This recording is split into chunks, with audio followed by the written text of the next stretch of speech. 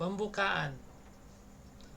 Perkembangan pasar mobil di Indonesia sudah beberapa perubahan dimulai dari pada tahun 1970-an hingga sekarang, terutama dimulai dari kendaraan komersial dalam kelas basic hingga mobil bersegmen mewah. Secara tipikal, data penjualan mobil tahunan sekarang mencapai 1 juta lebih untuk mendukung perekonomian dalam negeri dan menciptakan mobilitas yang lebih terpercaya. Ini dia sejarah berdasarkan riwayat pada pasar mobil Indonesia dimulai dari sebelum 1960-an hingga sekarang.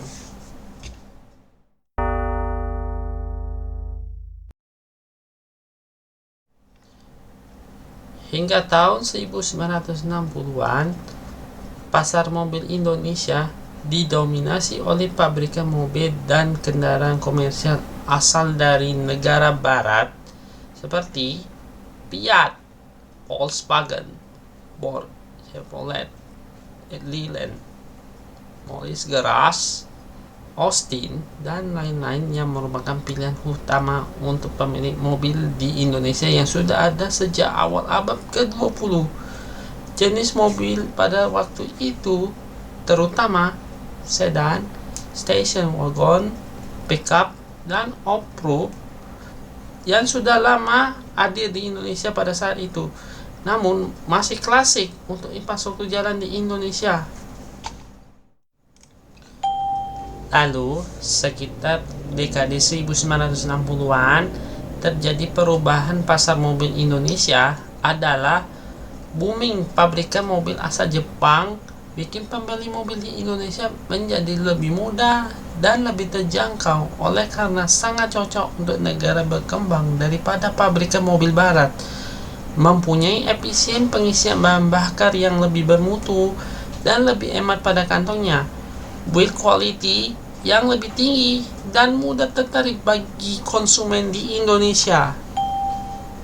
Pada 1970-an, lahirnya sebuah basic utility vehicles atau disebut sebagai kendaraan niaga sederhana untuk memperluas penggunaan mobil di Indonesia yang bagi belum pernah, seperti melayani penumpang dengan minibus dan melayani sebuah usaha yang berkapasitas kecil, terutama bermuatan material bangunan, barang jadi, meskipun kondisi infrastruktur jalan masih kurang memadai. Terus datanglah sebuah pajak yang bernama PPNBM untuk mengatur persen pajak mobil berdasarkan tipe dan kubikasinya, dan harganya harus disesuaikan untuk segera dijual. Dekade itu dinominasi oleh kendaraan niaga sederhana, utilitas, minibus, sedan, dan beserta mobil off-road. Sekitar 1980-an, perkembangan pasar mobil Indonesia mengalami kemajuan beserta dengan tingkat peminat yang lebih tinggi dibandingkan dekade sebelumnya. Penggunaan mobil didominasi oleh minibus berbasis pickup, sedan, kedatangan hatchback dan sejenisnya seperti liftback, SUV off-road, atau berbasis wagon. Perkembangan ini ditandai dengan karoseri yang lebih revolusioner, khususnya berbasis pickup yang ingin mengubah menjadi minibus yang lebih kekinian dan juga menjadi SUV, meskipun secara parsial dikategorikan sebagai station wagon, minivan, atau SUV. Popularitas hatchback sudah dimulai, peminat sedan masih membaik di dekade itu. SUV mulai merambah, namun masih minim hingga 1990-an. Jumlah pengguna mobil semakin bertambah, namun masih jauh pada jumlah penjualan daripada saat ini. Walaupun sudah banyak pilihan,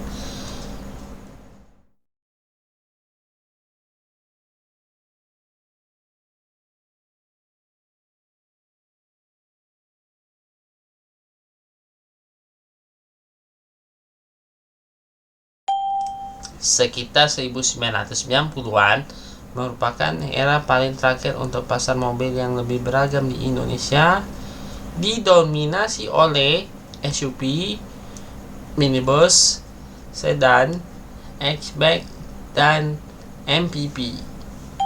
SUV mulai berkembang ditandai dengan peluncuran Suzuki Vitara. MPV modern mulai berkembang untuk memborong semua penumpang dan barang menjadi satu, tapi pada saat itu masih minim. Popularitas sedan masih dipertahankan untuk berbagai kalangan dan juga sebagai pilihan andalan armada taksi. Namun, penggunaan sedan di Indonesia dalam waktu ke depan akan berkurang. Akibatnya, harga naik dan potensi pemisahan pajak yang mengandung bias dan diskriminatif. Di dekade ini, bahwa desain mobilnya lebih melengkung dan lebih melingkar dibandingkan berkotak, membiasakan pengendara mobil Indonesia menghidupkan AC setelah menyalakan mesin daripada membuka jendela. Kemampuan untuk membuka jendela dengan jendela daya daripada engkol. Memakai aksesoris mobil lebih penting untuk memperindah kesan mobil dan serta memiliki fitur hiburan agar pengendara bisa memutar radio atau memutar musik. Tapi pada tahun 1997 hingga 1998, perkembangan pasar mobil Indonesia alami kekacauan, dan ini dia terjadi peristiwanya.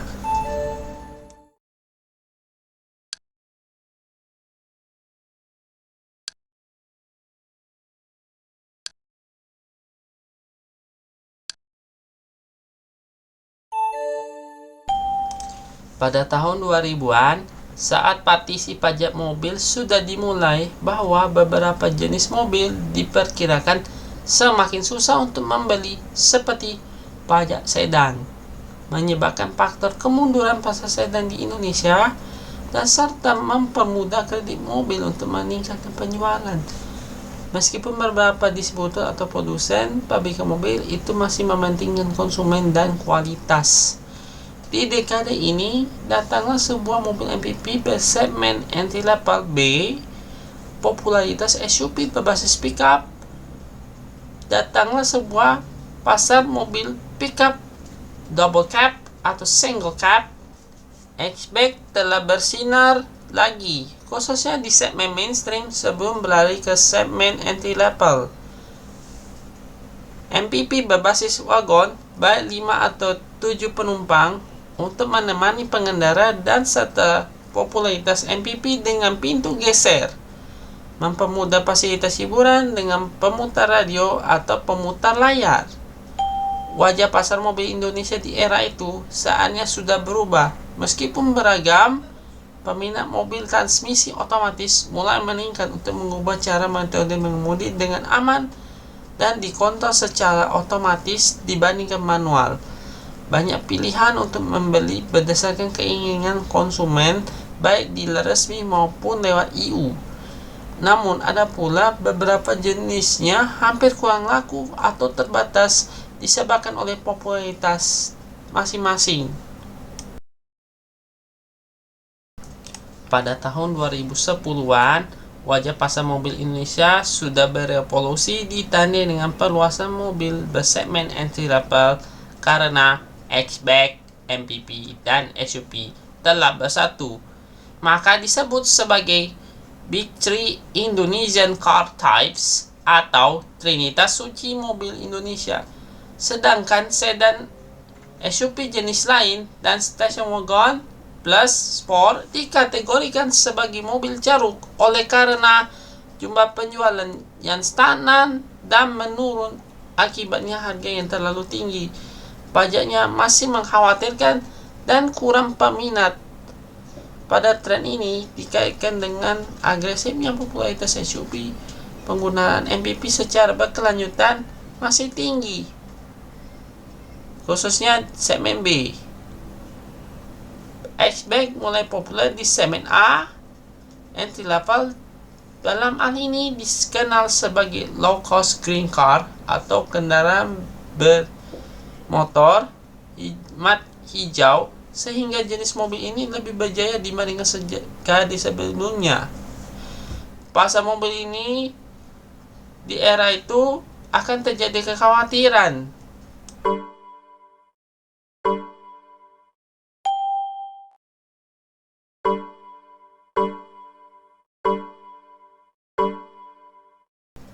terakhir.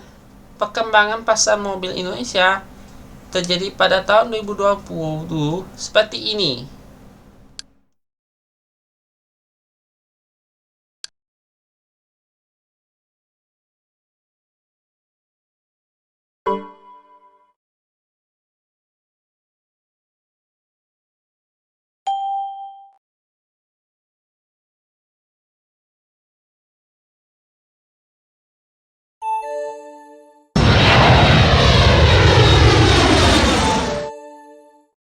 Apakah ciri-ciri pasar mobil Indonesia secara umum?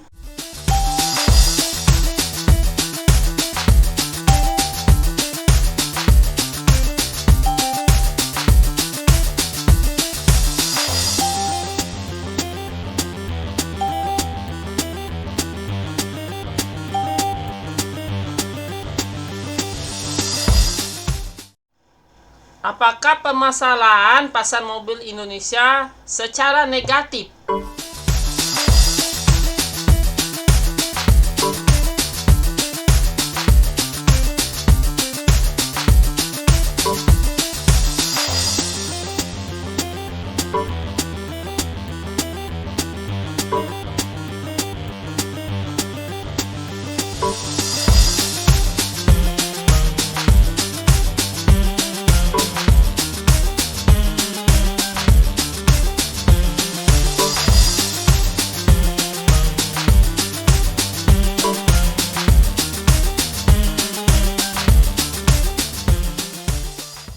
Solusi terbaik untuk pasar mobil Indonesia adalah melakukan reformasi.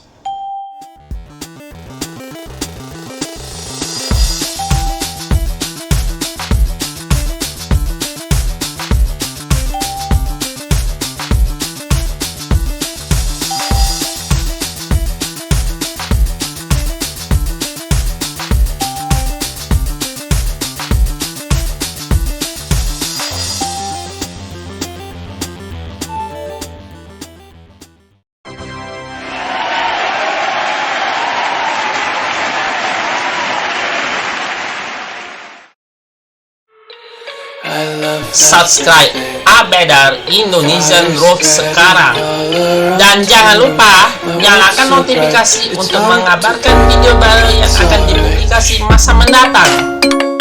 Abedar Indonesian Roads juga ada di halaman Facebook. Mohon silakan klik suka atau ikuti.